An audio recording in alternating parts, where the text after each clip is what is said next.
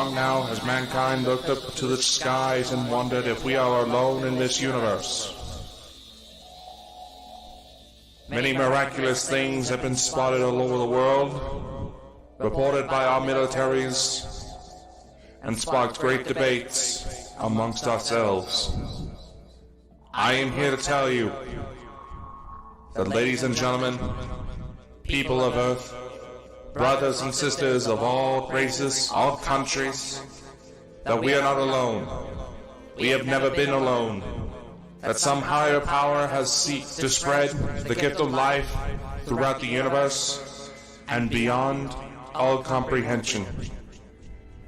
It is in these times we must learn to love one another.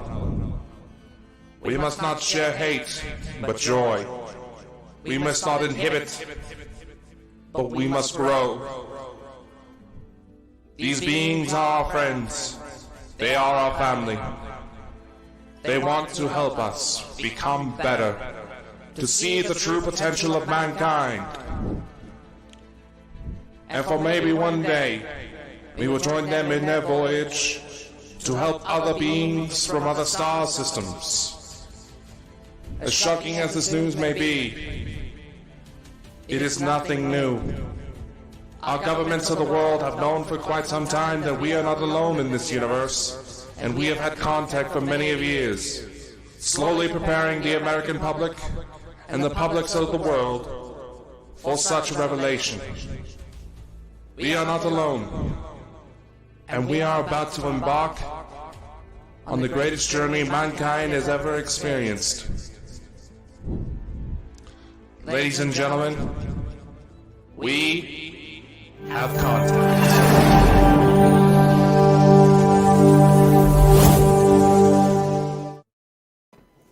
Welcome, ladies and gentlemen, to another episode of Contact. I am Dakota. This is my co-host, Chris, and today we have, with all the questioning that we started before this show, we forgot to do the one thing we were going to ask. And Dave, how do we pronounce your last name?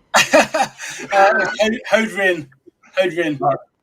Yeah, right. I'm often called Hodrien by a lot of people, or just Hod for short. Yeah. All right. With the Birmingham UFO Group out of the UK, he has been telling us some very interesting information about some of the cases he's worked on. So, well, to get it started off, Dave, how did you get started in this field?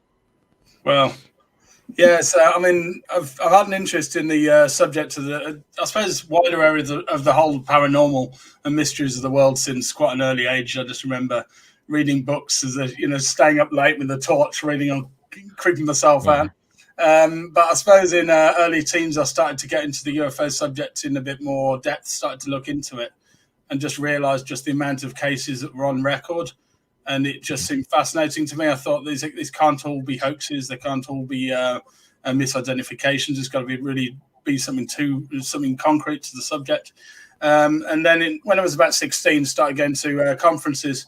I live in Solihull, just south of Birmingham. And the late and great Graham Birdsall UFO magazine, probably the best UFO publication at the time, they started doing their yearly conferences in Solihull, which is absolutely brilliant. Yep. I wasn't driving at the time, but I could just get a bus in and go to that. So that was the first time I started going to conferences. And it was really great just seeing researchers just talk about cases they were looking into, or sometimes you'd have experiencers up there talking firsthand about things. Absolutely fascinating. And that kind of strengthened my views in the subject. But what got me into active investigation, I suppose, was the creation of Birmingham UFO Group itself. Now, the group came into being in late 2007. And I wasn't the original chairman of the group. It was another couple of gents named Craig and Mark. They lived in Quinton, just an area of central Birmingham. And I remember coming across it online and thinking, this is fantastic. There's a group within range. I can go meet up, meet with other like-minded people, have a good chinwag about the subject. So I started going down to that. Me and my brother were two of the first kind of members to sign up for the group. And it soon became apparent to the chairman my knowledge of the subject and passion for it. And they reached out to me to ask whether I'd be the official investigator for the group.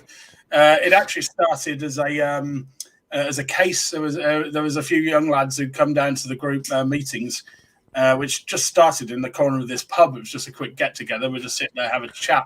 Later on, it kind of moved to a function room and started getting speakers and things.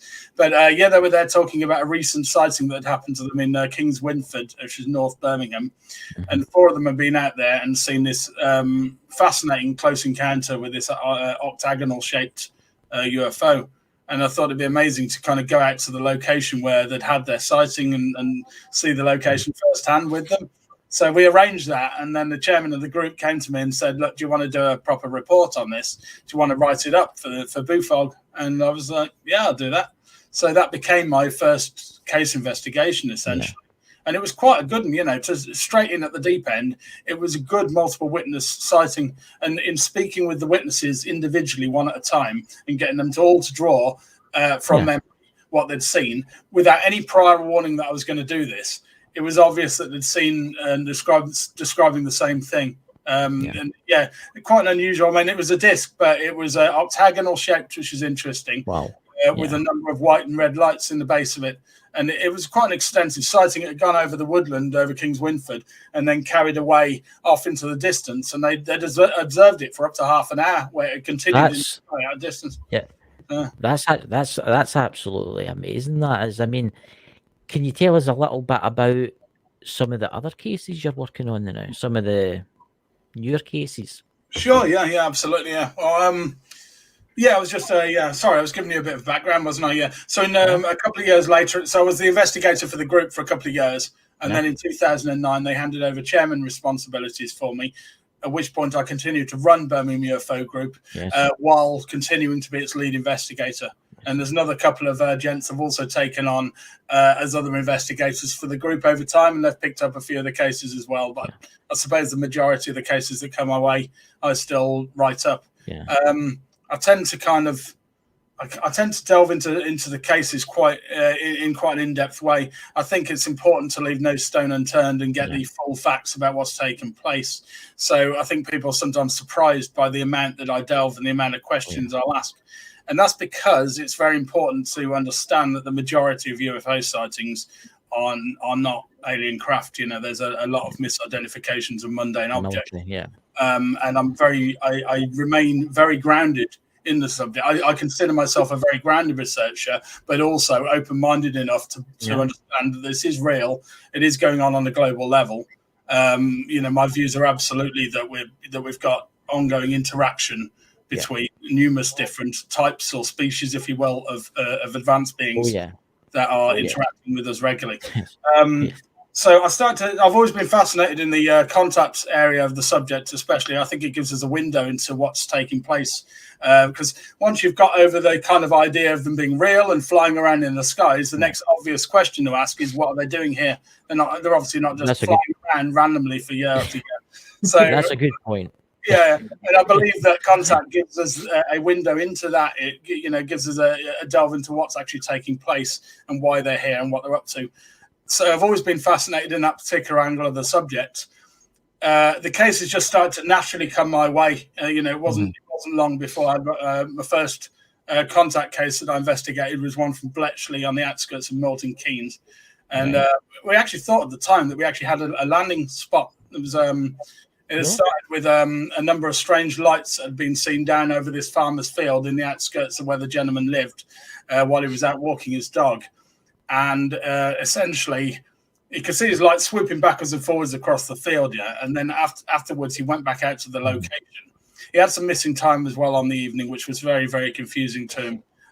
Very, very upsetting in actual fact. It was interesting seeing that sort of firsthand for the first time and seeing how that was kind of deeply affecting him, because to him and one of his sons, about 15 minutes had gone by, his partner, other sons who'd been at home had watched a film and they knew they'd been gone for 90 minutes, and he was trying to quantify that, and it was, it was fascinating just seeing that come out, the kind of emotion that was coming out from, disbelieving that amount of time had passed. And I was trying to explain to him, that this is a part of the UFO subject and some of his memories may be missing. And it was kind of very hard for him to kind of accept that at first. But when he went back out to the location, I think the sort of following morning, came across this area in the field, and it was this kind of roundish looking area, and frost had formed on the ground. It was winter months. And it was this obvious area where it just looked different. It just like the frost hadn't died out so much. That's kind of a strange rounded area. And this is where we'd seen the lights over here. So we were like, was there some kind of landing site? And I went out and I checked it out, and we took sort of samples away and everything, got those checked out in the lab, and they didn't come back with anything out of the ordinary. There was no kind of odd radiation or anything. We eventually found out what that was in investigating it and starting to delve into that.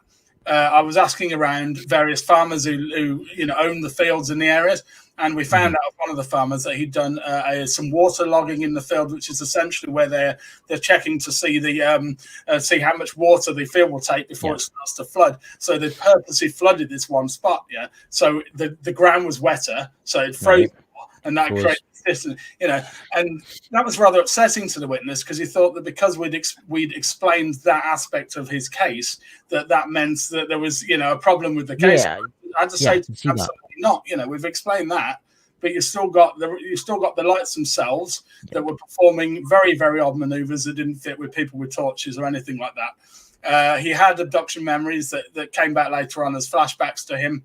I actually worked with a regression I still do. I work with a regression hypnotherapist here in Solihull. At the time, I was working with another chap from London, and we actually drove him down to London to be hypnotized. And some further details came out in which he saw him and his son lying down on these flattened benches in this orange glowing area. There were a number of humanoid-like figures around them, and this kind of led back to this trauma that he was experiencing. Subconsciously, it was kind of because his son was there, and he was protective towards what was going on with his son, and he couldn't understand why all these emotions were coming out. And it was a kind of, I know that some people dismiss hypnotic regression, and obviously it has been scientifically proven absolutely that you can implant false memories with hypnotic regression. Yes, you can. Yes. That's not the point. The point is that the regression hypnotherapist does not do that. All they're doing is asking what happened next, and they're taking the details. The details are coming from them. I've sat in now on about 15, 20 or so regressions over the years, and they haven't always worked. Sometimes nothing comes out. Sometimes there's a few odd little snippets that come out. Other times we've had absolutely brilliant results off it, where they'll fill in blanks of memories that were largely conscious, and they're just filling in the gaps, or sometimes breaking past screen memories, which you've probably had people talk of before. It's a particular aspect of the subject which fascinates me. For any of your listeners, what we mean by that is essentially where the beings change their appearance of either themselves or the interior, or sometimes the exterior of the craft, and make it look like something completely different, because they're doing that telepathically. There's various reasons for why they might be doing that. My own personal thoughts: is it to calm the individual down? It's kind of like they go memory fishing and choose something that's more familiar to the individual. I've dealt with some cases where it hasn't even been a live figure, where it's been a cartoon, like something they used to watch as a child and things like that. It's absolutely fascinating. It's my God, man, you have got so much. You have got so much noise. I'm sitting here just absorbing Sorry, all that. I'm just of my own experiences. So I was like, okay, how much did I actually see, or how much were they just screwing with me? Yeah. That's the problem. That's a lot of the researchers in the contact field. They'll avoid the abduction phenomenon, and that's because there's all sorts of very, very hard to explain elements to it. There's all sorts of oddness that happens with it. You've got time distortion. You've got people acting in unusual ways, acting overly complacent and familiar to the experience. There's all sorts of oddities with it, and one of those is, of course, screen memories. And the problem is that we're no longer talking about just people seeing just the beings as they are, or just the interior of the craft. I've dealt with cases where the individual remembered being in a hospital bed surrounded by human doctors. The only oddity was they know that they'd never gone in for any operation, and their family confirmed, you've never had any operations, you've never been to hospital. But that memory was from something else. See, I've always got one of my abductions. I've always had this memory of being in this weird room, and the aliens were standing above me, but there was humans there too. Yes. And that's all. It always plays back, so it makes you wonder: did they maybe implant that to make me feel at ease? Yeah, the way I see those cases, yeah, often called my labs course because they involve people in military uniform. I don't know whether they were with you or not, but and a lot of people believe that may lead to the idea that the military are kind of working behind the scenes to some regards with some of these beings, and maybe that's the case, and maybe not. No, but it is interesting if you're seeing some of the beings as alien and other ones as human, because if they're putting on a screen memory, why would they only put a screen memory onto some of them and not others? Yes. Yeah, but it's very. You have to remember not to humanize the subject. A lot of people kind of tend to think, well, we wouldn't act like that, so therefore that's illogical. Well, we're not talking about humans. They've got their own agendas and they've got their own ways of acting. They're a different species entirely, so. The rules are out the window largely with it. Well, that's actually a good point you brought up. What do you actually think they're here for? What do you think? What do you think they're here for? Well, I believe that what's going on with the contact subject is an ongoing program. I think it's been going on a long time. There's no signs of it coming to any close. There's a number of elements come out again and again with it. Obviously, very, very interested in our genetics. And will sometimes follow family bloodlines over numerous generations. Usually you can trace it up one side of the family tree, so you can actually see, that they're following a particular genealogy. Then you've got the hybrid program as part of that. I've dealt with lots of cases involving more female than male ratio in terms of the numbers of people, at least from the cases I've dealt with. But I have dealt with males who've been involved in the hybrid program as well, where they appear to be mixing their genes with alien. For nobody, I mean, you may have your own views on why they're doing that. Many people, I have to remain level, in terms of the details that come out in the cases I've investigated, because there's all sorts of theories about why they're doing that. Maybe they're going to populate another planet elsewhere. Some people take a very alarmist view on it and say that they're going to kind of replace the human race and wipe us all out at some point with them. And those different views are all are all valid at the moment, because but I think I don't sense much malevolence from the subject. I think it's more kind of a lot of the fear that comes from it, I think, is more kind of misunderstanding because of the way that the beings a lot of the time are very cryptic, won't say much at all, or won't say anything to the person, and they're in an environment that they can't explain. A lot of the time they're paralyzed. Very terrifying experience, when you're not told why it's happening. And I think that a lot of the fear comes from that. Although, I'm not trying to dismiss, if there are people out there listening who've had very negative experiences. I've dealt with contactees who've, had long-term depression from this, been on the verge of suicide with it. I've dealt with cases where people have lost their marriages and things because of it. Yeah. It's a very serious side of the subject that you only see as an investigator. And it pains me when, they kind of joke about the subject of contact on TV and that, because I know the true nature of it and the way that it can genuinely affect people on a very deep emotional level. When you go to court, sorry. Sorry. No, this is a lot I'm taking in. Like I said, I'm still cross-checking a lot of mine. It's like, experience. Yeah. Yes. But we do have a question from the chat that I think that's just a bit to bring up. Do abducted people mention about the blue beam that appears? Okay, so sometimes you get beams of light involved in a lot of the time. That seems to be kind of coming from an actual craft. Like, let's say they're being taken from their room at night. Yeah, they may see a beam of light coming either through the ceiling or through the window into the room. And a lot of the time, they then literally lift off the bed or whatever, floats through the window or sometimes through the ceiling. And they can see that they're in a beam being lifted up into a craft. A lot of the time, the memories of that will be blocked out. In actual fact, it happens so regularly, it's being coined travel amnesia. So because a lot of the time they'll be in their bed, they might see some light or something or some sort of anomaly, and then the next thing they know, bang, and they're aboard the craft. So they're missing the actual travel. But I've dealt with many cases over the years where people have remembered the travel. In actual fact, in some cases, it leads people to have vertigo because they actually remember seeing themselves floating, right up above the house, hundreds of feet, and that's led to them having a fear of heights. And I think those kind of ongoing phobias that come from it are some of the evidence towards it being a real thing. Because why would you have an ongoing? I mean, we all have dreams. We dreams about all sorts of things over the years. but Oh yeah. don't Yeah. tend to affect you on a long-term basis. Even horrible nightmares you might have, within hours of waking up and realizing, oh, it's just a nightmare, everything goes back to normal, doesn't it? But with contact, again and again, these experiences deeply affect people for years to come, and they can remember stuff that's happened.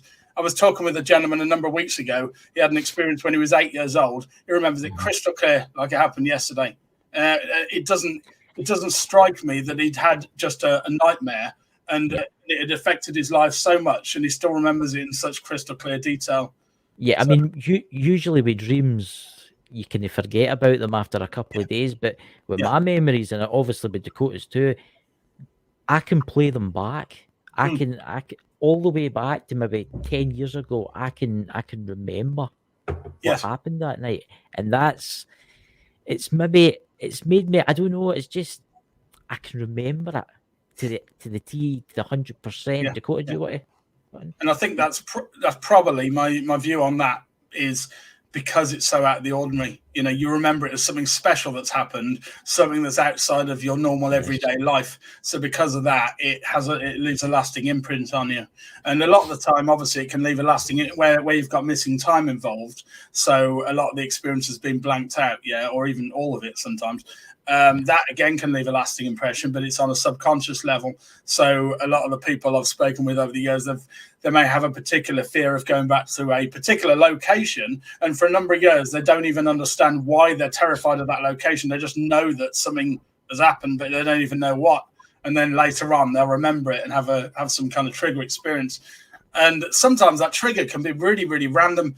In actual fact, sometimes it's involved with moving away from the location.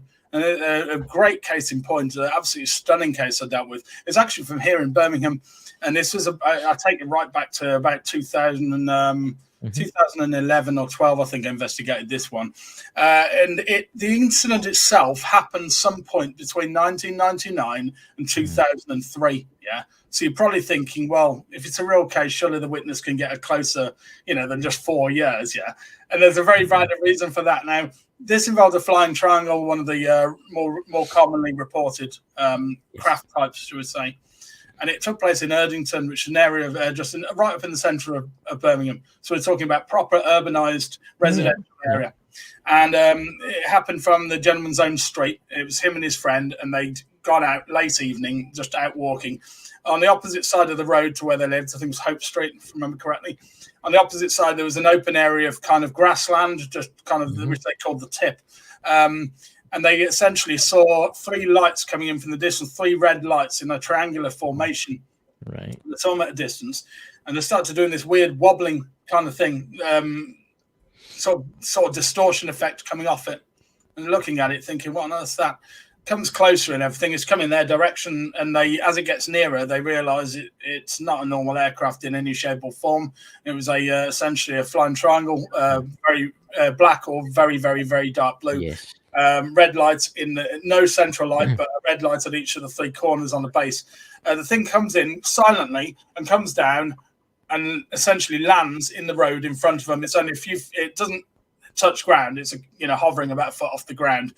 And one of the 2 witnesses remembered it making this very kind of low humming sound. It was kind of a rhythmic kind of wah, wah, wah sort of sound coming from it. The other one didn't remember that at all. Now, this is really interesting because the one that did remember the sound coming from it, he actually had flashbacks later on and remembered himself being a lot younger in his room. He thinks he was about 10 or something, sitting on his bed and hearing the same sound. It was kind of like a subconscious memory to something that happened earlier in his life. Past, first time he'd heard the sounds. Anyway, this thing's, it's within a stone's throw of them, and they're just standing there. The dog's down by the side. Dog doesn't seem to be reacting too badly to it, but after a while it runs right past this craft and sort of runs off back towards his house. The thing then takes off silently and goes and hovers over the roof of the house, kind of stops a few seconds, and then moves off silently behind. They chase it down one of the side roads to keep watching it, and it's just totally gone. As they do a lot of the time, they'll tend to vanish exactly when you're not looking at them, and again that happens so regularly that it can't just be a coincidence. But that's getting into another aspect of the subject. So anyway, they run down the street and it's totally gone. They turn back round and they remember kind of going back to their houses. They think, They wake up in the morning. They can't remember it at all. Memory's completely gone. Right, this took place outside their own house here. They stay there a number of years in the area, walking exactly the same location where this thing had been seen, and it doesn't even subconsciously, they don't have any reaction to it. The dog remembers it. The dog will not go across the area where it had been before, and they didn't know why. But the dog, they knew something was up with the dog, but they didn't know what. The memories have been completely lost. And you're probably thinking, well, how are you telling me about this case then if they didn't remember it? How do you know the details? But what happened is one of the witnesses, he used to come down BUFOG to our meetings quite regularly. He moved away from the area, moved address, and soon after he moved address, it came back to him, Now, there wasn't any particular trigger, so I can only assume that it was the fact that he was no longer near the area. But it came back to him like any other memory would, like thinking about something. Maybe he'd gone on holiday years ago and you remember it, and all of a sudden he remembers this black triangular thing landing in the road, and he was like, "How did I forget that?" So he rings up his friend and he's like, "Do you remember that triangular thing that we saw come down?" And then that triggers his friend, and his friend can then remember it, and his friend like, "Yeah, how did I forget?" And it was kind of him talking about it. Now, I've dealt with a number of cases where exactly the same thing has happened, and I think that's a valid aspect of the subject. So I think that they are actively blocking the memories out. Now, quite often that involves contact. The landing craft there was no occupants came out or anything like that. Didn't appear to be any missing time as such, but the whole memory was missing. But when they remember the incident, they don't remember going aboard the craft or anything like that. But then you've got the thing with the sound with them remembering it back to a previous time. So I thought that maybe one of the witnesses was a contactee. Maybe his friend was just there, happened to be there as another witness, and it was kind of focused on the one. I don't think any abduction took place at that time unless it was blocked out even deeper and they had complete no memory of that at all. But who's to say for sure? This is the thing. I mean, fascinating case. That is absolutely fascinating. I don't know if you'll notice in the chat or not, a couple of people are getting an EMF spike. I mean, this happens to us quite a lot. We've always got EMF meters running, right? And Parapost Network, Brian, his EMF's spiking, and so is Dakota's. And it's always when we're talking about these individuals, these entities, whoever they are, interesting, it goes off the scale, because we've actually tested it. We've put the EMF up and down to computers and phones, and nothing happens. But as soon as you start talking about this subject, it's as if they're listening in. Because some of the people in here, a lot of people in here are ghost hunters, professional ghost hunters, and they're picking up like tones coming through. And another thing that I found interesting is that when I go to record just a random live, no pre-recording whatsoever, there's been several times people have noticed that when I start to have a bit of a stutter, it's almost like I can hear something interrupting me. I don't hear it at the time, but then I go play it back. There's voices.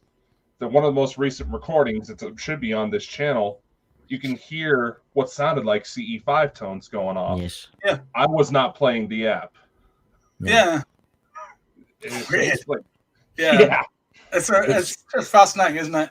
There is a lot of crossover with the contact field and the paranormal field. Yeah, I think that any researcher who doesn't take that on board is being unrealistic about what's going on with the subject.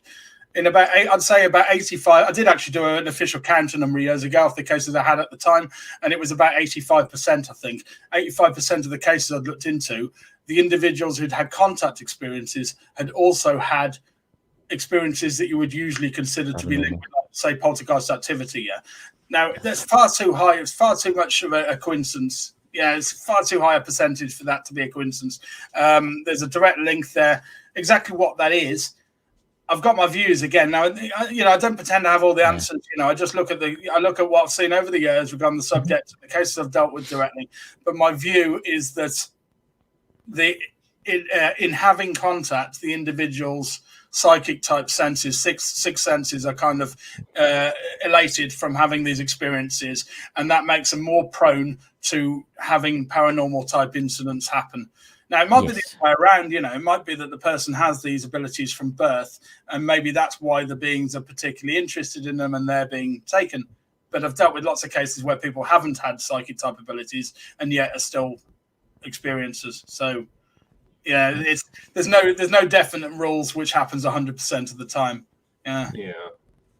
The one thing we've been exploring a lot lately is when it comes to people who have frequent experiences. One of the theories that's out there is that if you happen to have O negative blood, chances are you'll be abducted more, as well as have more spiritual and psychic inclinations. Yes. Have you yourself seen anything about that?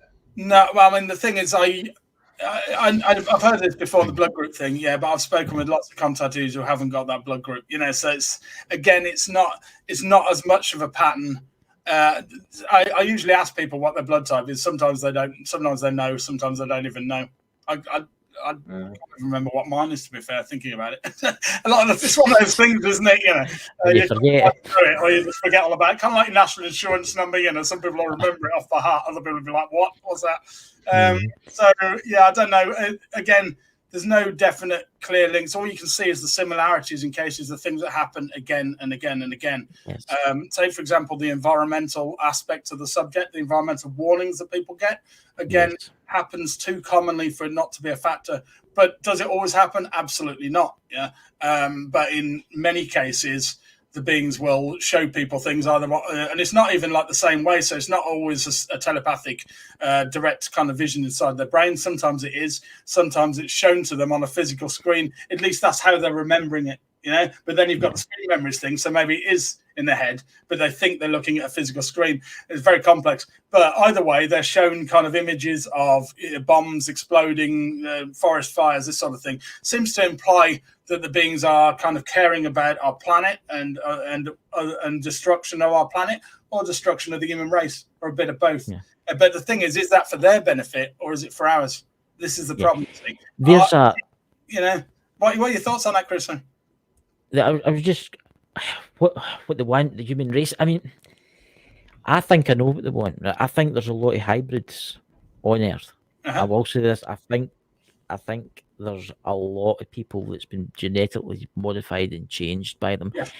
I think they're maybe trying to change the human race, and I don't know why. I think they've got a plan for us, but what is that plan? I mean, it could be anything. They want to come eventually make us slaves. I mean, if you believe the old tales of what humans were, they were basically slaves to the alien races that came before. And that makes me wonder why the only folk. I mean, there's actually a question in the chat, Drew's Paranormal Vlog. Is there anything you see in common with the abductees? Would you say there's anything? Let's say they've got the same of see what I'm trying to say? God, well, not with all of them. Again, there's never any definite thing that happens 100% of the time. But a lot of contactees experiences, whatever you want to call them, abductees, whatever, by that I mean lots of different terms for the same thing. A lot of them get more kind of aware of the environment. A lot of them might become sort of vegetarian or care more for the planet and this sort of thing. And that seems to be a kind of a side effect of things. There's the stunning case, the aerial skull sighting in Zimbabwe that occurred, which you're probably aware of with the school children, and the being they saw, which was a grey, projected images into their minds again about this kind of danger of technology and of destroying the Earth's natural resources. Very, very interesting, and they're projecting that at a bunch of kids, and you have to wonder why those particular children. What's interesting is you think, well, if they understand the way that the human race works, which they probably do, because they seem to be quite advanced and intelligent. So why are they not going to the heads of our governments, people that can actually make genuine changes? It seems to be that they reaching out to these random people with random backgrounds. To what end? It's hard to say. Many experiences kind of believe that we're being kind of led to something that's coming in the future at some point, but at what point it's very hard to quantify. Nobody. Some people have tried setting particular kind of dates, but they've come and gone, as you know, like the good old May and 2012. I mean, I do believe they're pushing us in a certain direction. For some reason, and a lot of people say, "Oh, something's coming, disclosure's coming." What is your thoughts on disclosure? Do you think we'll actually ever get the truth from the governments? I think I think I want to hope that we get full disclosure. Yeah, I think that it's a very, very big can of worms. A very big can of worms. This is the problem. Yeah.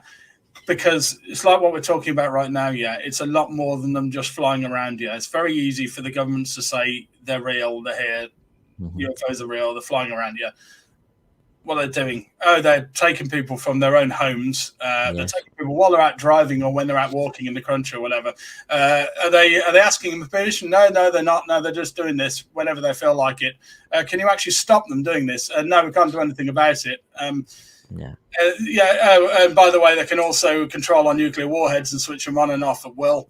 And also very likely to be at least certain groups mutilating animals and sometimes humans around the planet.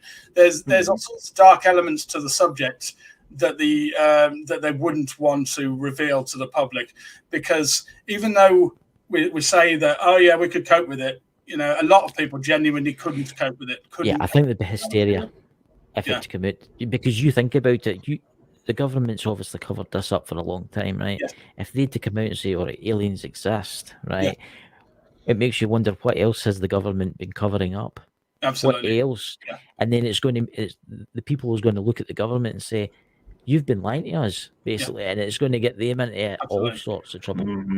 Now, they've already gone back on that a bit in the States, obviously, over what's happened since 2017. It's very, very interesting for them to acknowledge and they have in the UAP report that came out last year, which incidentally made very little news in the UK, sadly, didn't it? It was in a few newspapers. A lot of people I speak with about it, they weren't even aware. It kind of passed them by. I'm like, this is big news in the UFO world. This is very big news. Have they said that they're alien? Absolutely not. Have they admitted that there are vehicles flying around massively maneuvering ahead of American military? Yes, they have. They've said that in actual wording. Calling them vehicles, not calling them misidentified balloons or anything. There are objects flying around. They've got the foreign tech angle in there, haven't they? That's their kind of get out clause. Oh, it's not ours, but it could be Chinese or it could be Russian.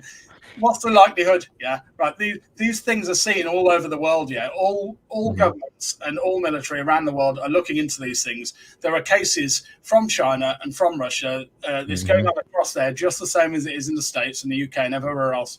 I can't believe that they have created technology that far advanced. Yes. Completely secret, with no leaks at all, incidentally. Nobody's come out and sort of said, yes, I work for this project, and and here's the details, here's the files. None of that's come out. And that's because it's not from any particular country. It's from outside. Now, they can't say it, or they could say it, but they're not saying it at the moment. But they're certainly massively hinting it. And the main people involved in that, and I'm talking primarily Christopher Mellon and Lou Elizondo, they both made numerous comments regularly on podcasts and on TV programs, essentially saying it's not foreign tech. They don't believe for a second that it's foreign tech, and they've said that would be a very narrow-minded viewpoint to think that it could be foreign tech because of what things are doing. I mean, it makes you wonder what the US government, let's take them for instance, have got stored away somewhere. The technology that they have got from these entities for a reason, because let's face it, they've probably turned around and said, yeah, you can take our human population, do tests on them, stuff like that, but we want technology, and that's how they're getting the technology. Absolutely, and this has come from crashes right back to, of course, the infamous case Roswell. And I don't want to bring up Roswell too much because I'm sure people are sick and tired of hearing about Roswell. But at the end of the day, it's an absolutely stellar case. It's the amount of witnesses that have gone on testimony with deathbed confessionals, etc. I've got no doubt in my mind at all that was a crashed craft with occupants, and I think that the testimony on record is extremely compelling to back that up. I actually saw a TV program very recently on that where they were testing them with new AI technology. I don't know if you saw this one, where they had it's kind of like lie detection done by artificial intelligence through a computer. And they were analysing some of the old videos of the witnesses talking about the beings that they'd seen and the craft and everything. Yeah. And I think it was kind of over 90% or something of the witnesses, it detected as true. Now, obviously, there's a problem with that in the same way that there is with standard lie detectors. It's not 100% infallible, but the fact that this AI that's brought out now, looking at old videos from years ago, was detecting them still as telling the truth is fascinating. Very, very good. So I think that's, and I think part of the thing with Roswell is the fact that even today, the president could go and ask for the files on Roswell, and we'll hit a brick wall, which President Clinton, famously tried to do. And he said that, he wasn't allowed to know. Yeah. Now, why on earth, would they cover up? Let's say it was some sort of top secret, Project Mogul or whatever. Yeah. Let's say it was that. Yeah. Which it wasn't. But let's say it was. Yeah. Why on earth did they cover that up from a president asking about it 70 or 80 years later? It makes absolutely no sense. So that there will tell you that there's something very, very, big went down. Yes, I mean, I've always believed the story. I mean, I find it very interesting that happened where they were testing the nuclear weapons. Oh yeah. I think that had something to do with the crash. Absolutely. You think about it, these aliens or whoever they are, interdimensional aliens, beings, they've came all this way to crash on Earth? No. They've came all this way, something's happened when they've been doing whatever they've been doing. That ship's went down. Yeah. I mean, Dakota, what's the story on it? You were telling us about it, actually. It's meant to be young aliens that were driving it, basically. Yeah, one of the alleged conspiracies was that the inhabitants of the Roswell craft were essentially their equivalent of teenagers out for a joyride that got disrupted somehow and ended up crashing. Yeah. And they say that they found this out because one survived, but later succumbed to his injuries. But obviously, with stories like that, you got to take it with a grain of salt. Yes. Yeah, it's quite a lot. I mean, some of the key witness testimonies back that up, that there was one alive and they were showing the soldiers it and things to see how they react. It's very, very kind of believable when you see the testimonies back to back that seem to correlate one another. But I mean, my own viewpoint on that, and this is just a viewpoint, is probably one of the sort of more commonly held viewpoints that they got struck by a lightning strike because of the major storm that had happened the evening before, and I think that back then maybe they weren't prepared to handle a direct strike and what that would do, or maybe they had their craft in a certain, it was in a certain state where they could be, where if that happened it would have knock-on effects and cause a crash. Who knows, for definite, but it's just it's an interesting coincidence that there was this big storm, and of course there's one witness from back there who actually claimed to see an object on fire crossing the sky across Roswell town on that evening. The first, essentially could have been the first witness to the crash. But yeah, I mean, talking about UFO crashes, I mean, would your listeners like to hear about a recent crash? Yes, much more recent crash? Yeah. Yes, so please. This is one that, unless you follow my group and read my case reports, you won't have heard of before, because it's never been released before. And this case came my way about 6 months ago now, and it involves a farmer from Devon. And back in 1976 or 75, I think it was, there was a farming crash, essentially. The stock market plummeted, and he had to look around for other work, essentially. So he was checking in Farmers Weekly magazine and came across this advert in there saying that they were after a cattle ranch farmer to go and work in Venezuela, in the jungles of Venezuela. And he didn't have many ties at the time to the UK, so he decided to go for it. And he moved out there in 1976 and started sort of cattle farming. And within a year of being there, he actually had another unconnected UFO sighting of this multicolored glowing object, flashing multicolored lights that came down across the sky outside the ranch. There was just it's unrelated, but he had that sighting. But I'm going to fast forward 20 years. He's been out there a good while, and now it's 1996, summer of 96. And by this time, he's made kind of a head ranch hand. Yeah, he's in charge of one of his ranches.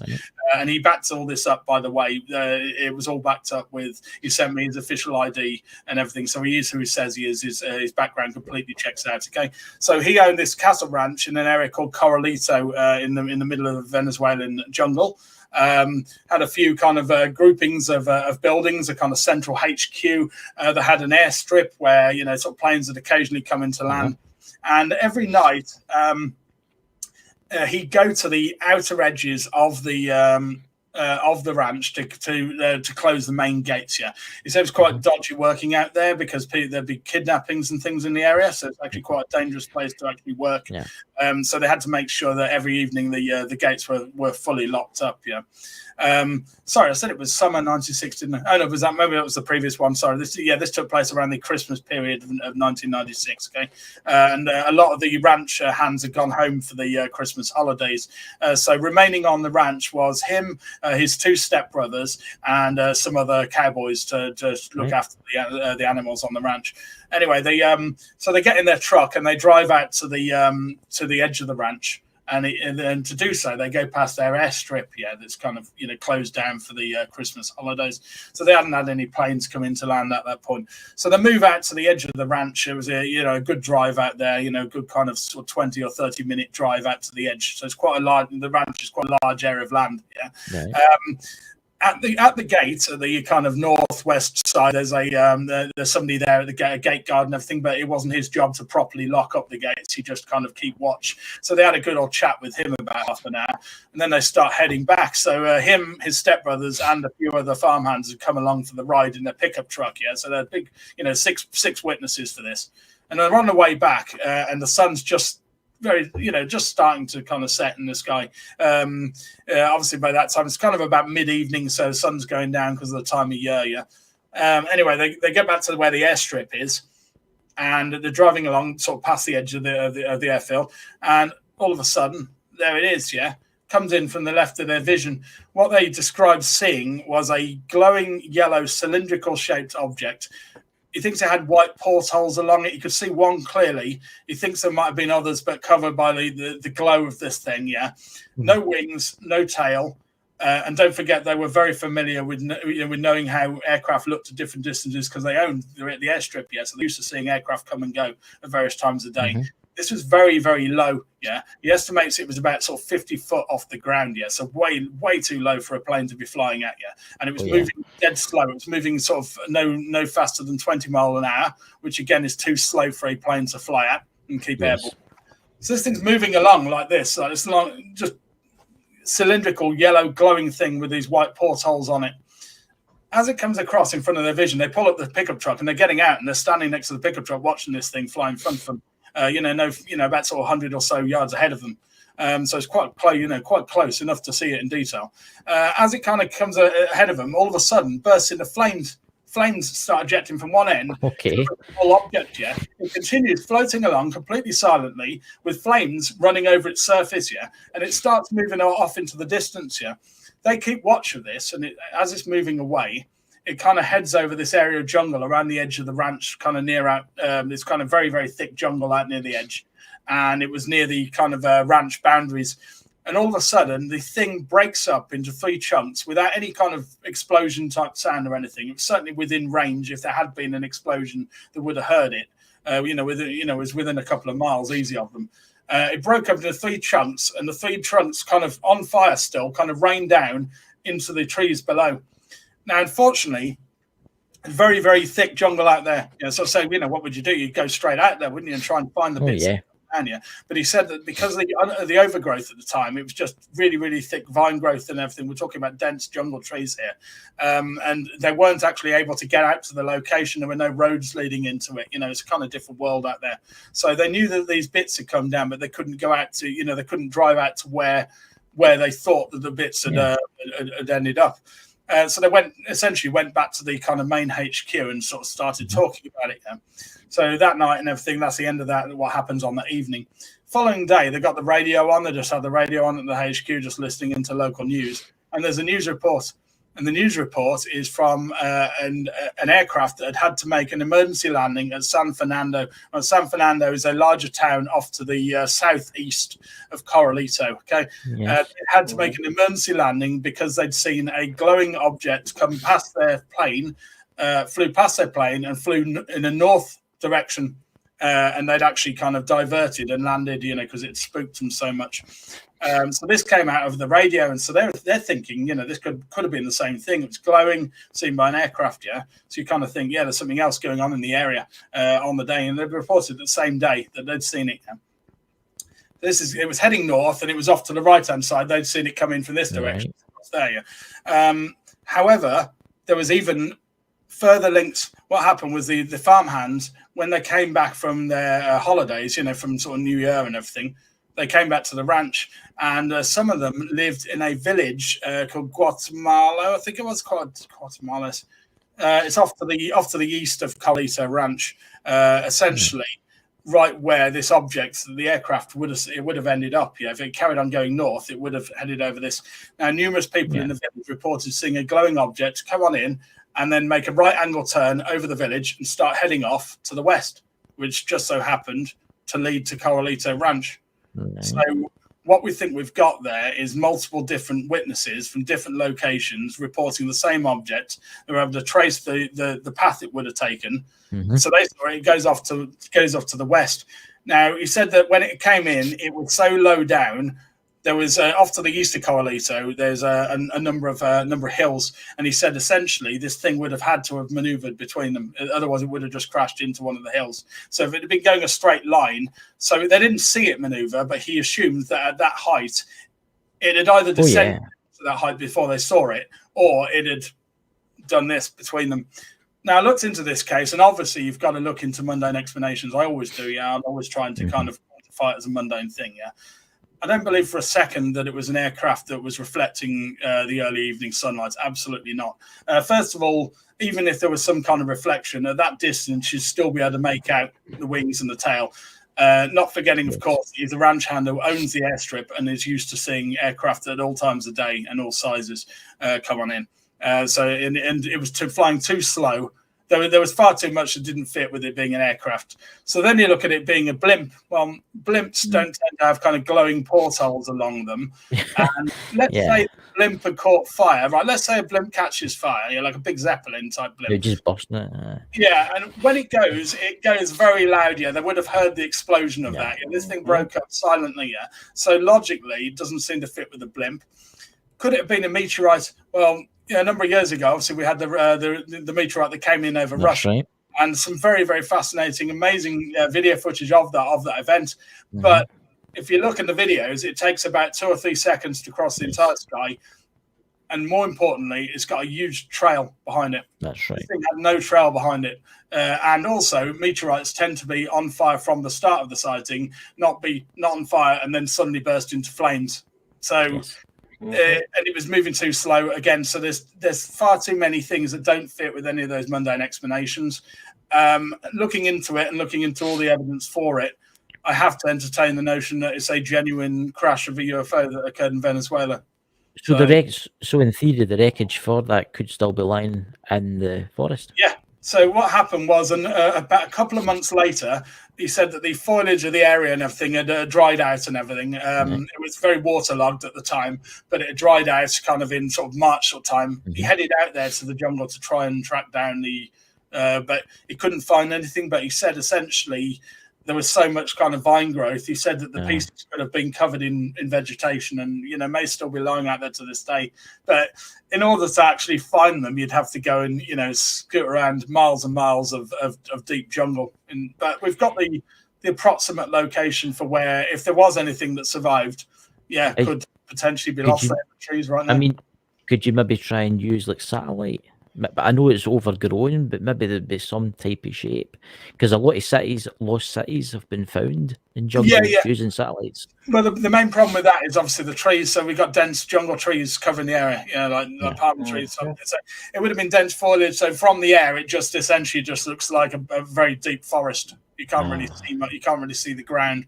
There's some areas that are clearer, like where they first saw it over the airstrip. It's kind of grassland around the airfield, so it was clear there. But where the bits came down was very dense undergrowth. So it does make you wonder whether the pieces are still out there right now, lost in the trees. It makes you wonder that the government will be watching this now, sending out a Chinook as we speak. They're out there right now. I mean, that's the only time I've done this for 14 years now, and that's the first time that I've had what I believe is a genuine UFO crash. I've had some landing cases come my way. Some very fascinating, like we talked about earlier on, the Erdington case. But that's the only case involving what I believe is a genuine UFO crash. And I think if you look into the witness testimony, by the way, there's detailed testimony from the witness inside the case report that's on the BUFOG website. All the cases we're talking about, I write up as very detailed case reports. You can find all them and read more background detail on it. But his testimony absolutely checks out, and the very, very compelling, the details he went into and everything. I haven't been able to talk to. He did try to get me in touch with one of his stepbrothers. One of them's passed away, sadly.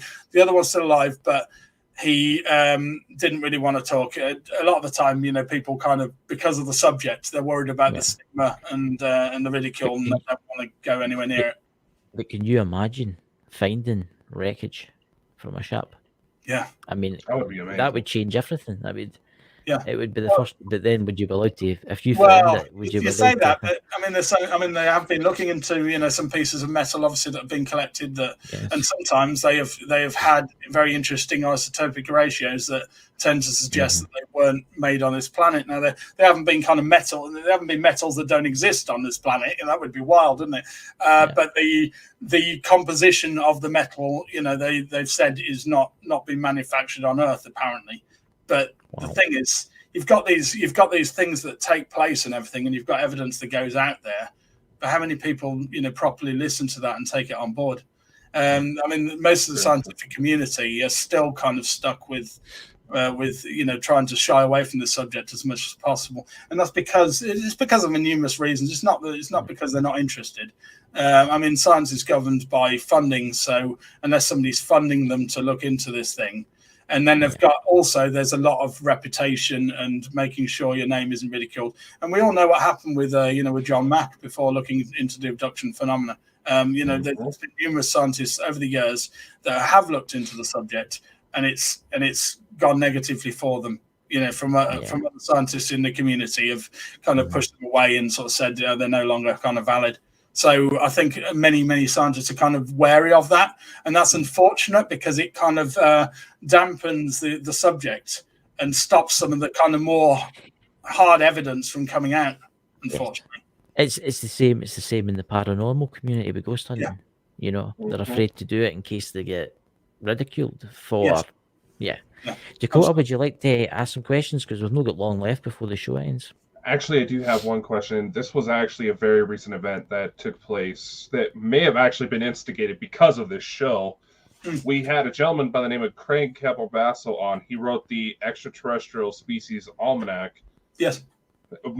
Towards the end of the show, we did a CE5 spirit box session. We used a phone app called the Necrophonic, which, in my experience, I've had messages come across that thing saying, behind you, and all of a sudden there's bright lights coming out of the sky flying towards me. So just kind of, there's plenty of video of this online, but we did this and we had a lot of responses. A lot of people that are in the chat right now can verify there was a lot of activity that happened. Yeah.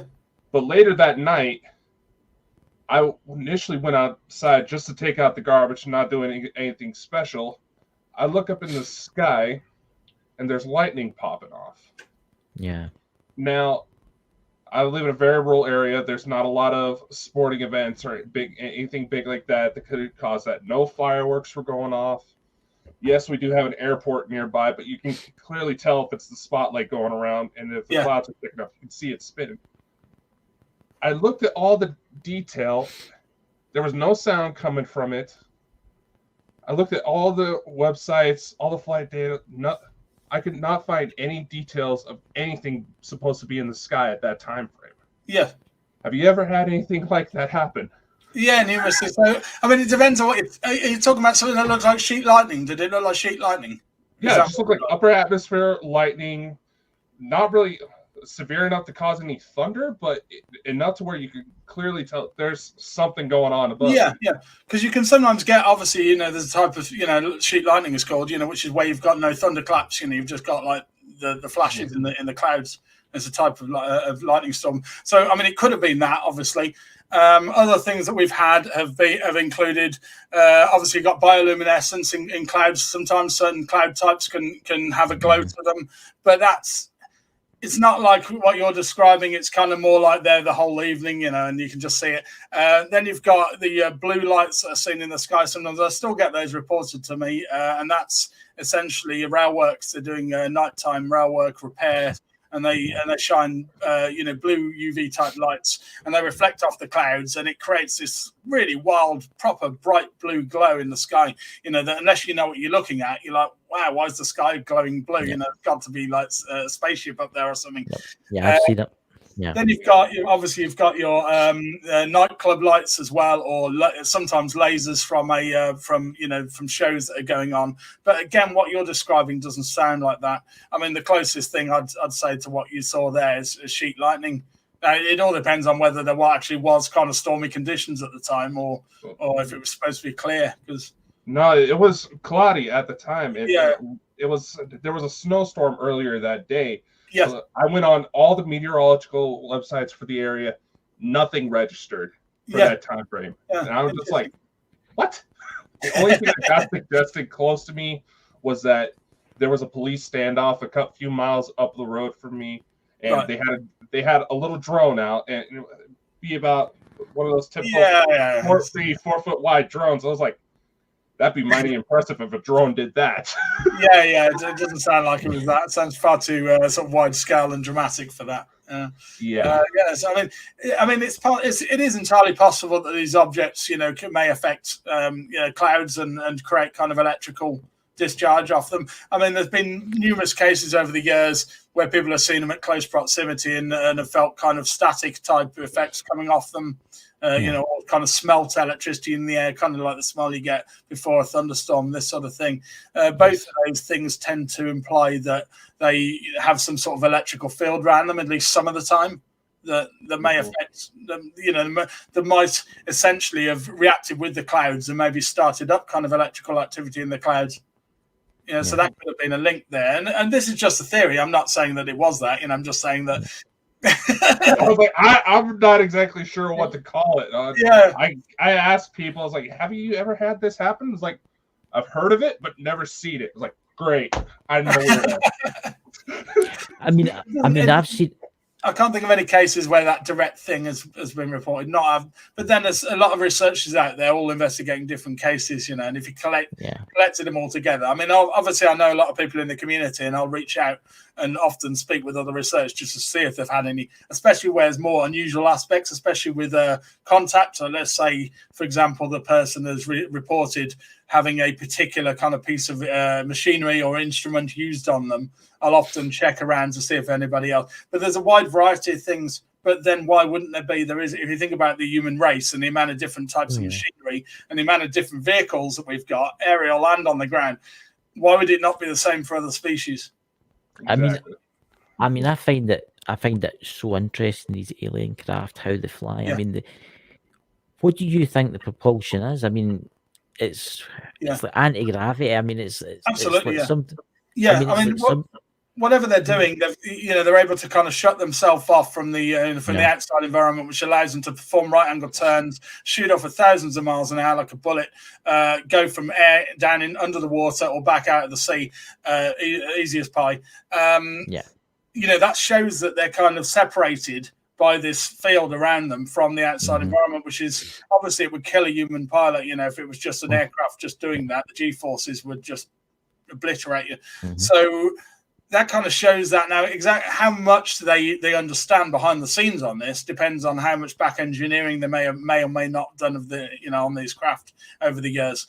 I mean, I can't imagine. Let's take for example Roswell, back in 1947. I can't imagine they would have put that craft away in a cardboard box somewhere and not looked at it and not tried to work out. Now, how far they got with that, is open to interpretation, isn't it? Obviously, if you believe Philip Corso, they went quite far with that and started to push it out into technology, and it's quite plausible that they would do that. They would back engineer it, and if they did make new discoveries from it, then they may well push them out into normal industry, and they may well form some of the things that we have today.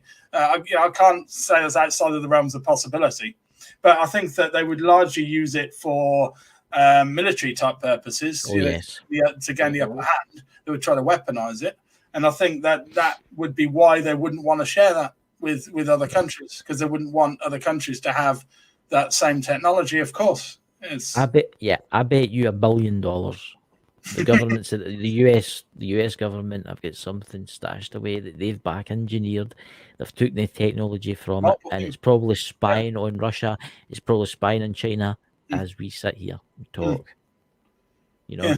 And I think what's happened with the UAP report and the Pentagon's admissions over the last few years is very, very early stages disclosure. It's them acknowledging that there is something to it, and it's not a subject to be laughed at. And I think that alone is a great thing to have that come out, to be kind of finally validated. And lots of people in the community have felt very good about that. Now, obviously, the report itself didn't have anything like the detail in that people were hoping for, and nor did it say we've been visited by aliens. It didn't say that. But the details that it did provide were fascinating. The fact that they claimed that they looked into 144 incidents and could only identify one out of them. Yeah. I mean, this is top-level experts in the Pentagon. You know, we're not talking about just kind of aviation kind of experts from home doing this. We're talking about the Pentagon. So if they can't identify them, they're sort of saying they're not balloons, you know, they're not drones. You know, there's something very, very advanced going on with this. And if the things are performing intelligently, which they are, and are interacting with their pilots and interacting in a way that shows that they're making maneuvers, intelligent maneuvers, then that shows that it's not just sort of robotic. That there's some kind of intelligence behind it. Yeah, and nothing. It's fascinating. Being interacted with. Yeah, I mean, when you kind of realize that reality, it can't fail to be anything other than fascinating, you know. And it surprises me the lack of people who kind of do what I do. You know, there's not that many UFO groups, especially not in the UK, who are dedicating their time looking into this subject. And I'm surprised because of the amount of evidence on record supporting its reality. It's, but I suppose a lot of people want to read about the evidence online, but not necessarily do stuff directly, because it does take up a lot of time and effort. Well, yeah. Visiting people and writing the case reports and things like that. You know, there's no money to be made in it, and I don't really want that to be either, really, because it's not why I'm in this for. I'm not in it to earn money. You know, I'm just kind of trying to do my find part. The truth. Disclosure, I suppose, in a way. You're trying to find the truth. Yeah. Of what they are. Yeah. Well, it's been a really good night, and thank you for coming, Dave. No problem at all. Been a lovely chat. Please, guys, could you please visit Birmingham UFO Group on Facebook, YouTube? All the links to every site you've sent me, Dave, is below this video once it's uploaded. Everything will be there, especially Facebook, YouTube, and everywhere else. So, guys, thank you very much for coming tonight. Dakota, would you like to say anything before we go off? No, just again, thank you, Dave, for coming on. It's definitely been quite an interesting night, and I noticed that my EMF is still going off. Yeah. So I imagine I might have something happen tonight. But yes, everyone, do be safe out there. Remember, we do now have an official website, baldandbonkers.net. Yes. Do check that out. It is still technically under construction, but yes, we got a lot on the plate coming, so please do check us out on all the platforms, Parapost. I'm not going to label them all off because we're going way too far. There's 50 of them. I tried to do a video through the week, and there was just too many of them, you know. But thank you, Dave, for coming on, and thank you, everybody in the chat, and everybody in the podcast side. Have a great day tomorrow, and we'll see you on Saturday next week. Take care, guys. Bye. Bye-bye. Yep.